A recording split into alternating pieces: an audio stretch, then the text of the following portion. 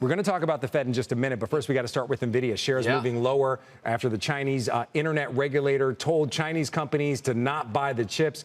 How do you view that for the market? I know you're not a tech analyst, but the idea of NVIDIA and its weighting, stock moving lower and potentially moving lower even more on these kind of reports. Yeah, the heaviest weighted stock in the world. So, yeah, it's going to have a small impact on things, but it's only down 1% in the pre-market. It's not having really major waves. So I don't think this is going to be the story to derail the run in NVIDIA, but what it's going to do, it's going to stall for a little while. But it's something I think they're going to deal with and hurdle right over, just like Dan and I have said before me. Yeah, we're showing the chart right now. You can see the big drop in NVIDIA moving down 1% after that report crossed the wires. Want to come back to the Fed, asking every guest pretty much this week, what are your expectations and how does the market receive a 25 basis point cut?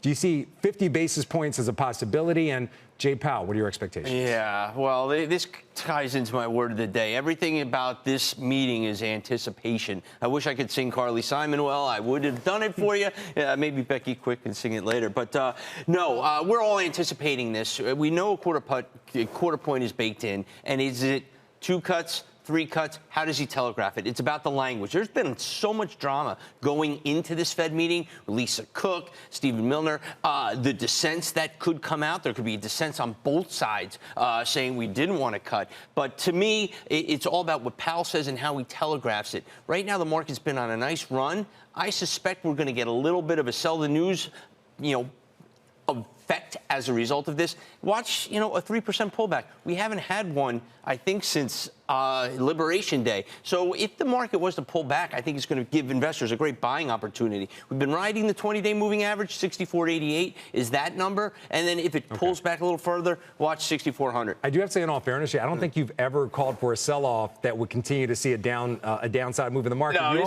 you've always said it's a buying. Just in all fairness, I want to say that to you without a doubt. Yep. I want to talk to you about cyclical sectors very quickly. We were showing the chart earlier in the show. Industrials, materials, financials actually underperforming the S&P since Jackson Hole when we got that dovish sign from Jay Powell.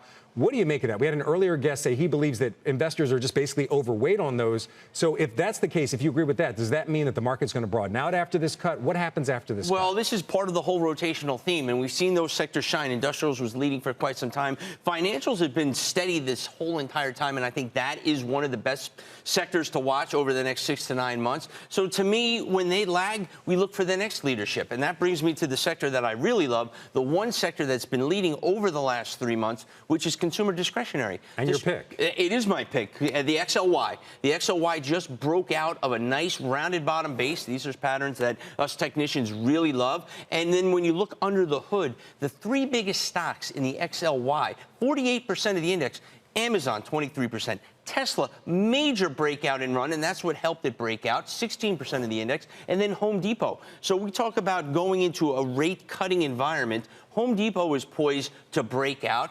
Amazon on the verge of breaking out, only up 7% for the year, which is a very tepid year for Amazon. And then you look at Tesla. Tesla just broke out of a major pattern. You see that pay package, and what does that do? Investors are excited because he had that pay package before. It incentivized him to do well, and the stock has done well as a result. I think Tesla has more room to run to 480. Amazon on the verge of a breakout. So the XLY is where I want to be, and a pullback, another opportunity to buy. You say that quite a bit. I want to dig into your XLY pick again, consumer discretionary. One of the stocks you mentioned was Home Depot. We were talking about a possibility of a rate cut. Something we didn't get to is the idea that mortgage rates are also pretty much at a 3-year low right now.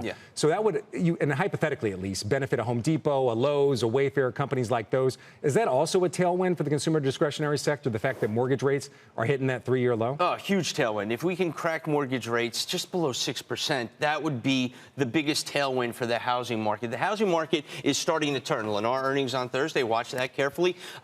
Hear what they have to say. But to me, watch the 10-year. The 10-year is going to be the tell after this meeting today. 4%. If we can crack 4%, we may see an extended rally. But I still think we're going to sell the news on this one, and then we'll be set up for the last 2 months of the year.